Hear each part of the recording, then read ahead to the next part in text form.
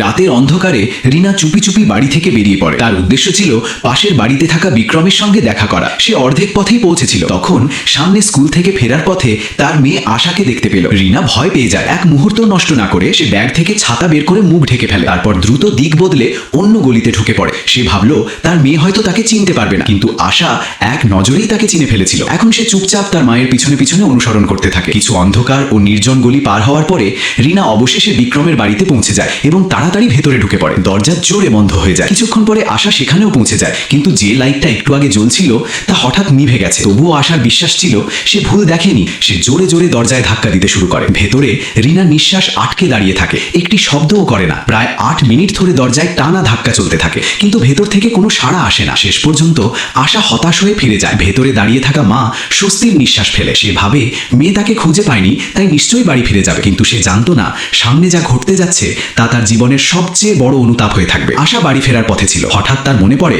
সম্ভবত সে তার খাতা স্কুলেই ফেলে এসেছে। তাই সে আবার স্কুলের দিকে ফিরে যায়। পথে একটি নির্জন গলি পার হওয়ার সময় হঠাৎ তার পায়ের ওপর অদ্ভুত লাল আলো পড়ে। সে চমকে উঠে পিছনে তাকায়। গলি পুরো খালি, দূর পর্যন্ত কেউ নেই। এমন নিস্তব্ধতা যে নিজের হৃদস্পন্দনও শোনা যায়। ভয়ে তার শরীর কেঁপে ওঠে। সে দ্রুত হাঁটা শুরু করে, যত তাড়াতাড়ি সম্ভব গলি থেকে বেরিয়ে যেতে চায়। কিন্তু সে মাত্র 2 কদম এগোতেই সেই অদ্ভুত লাল আলো আবার তার পেছনে পেছনে চলতে শুরু করে। মনে হচ্ছিল কেউ যেন তাকে লক্ষ্য করে রেখেছে।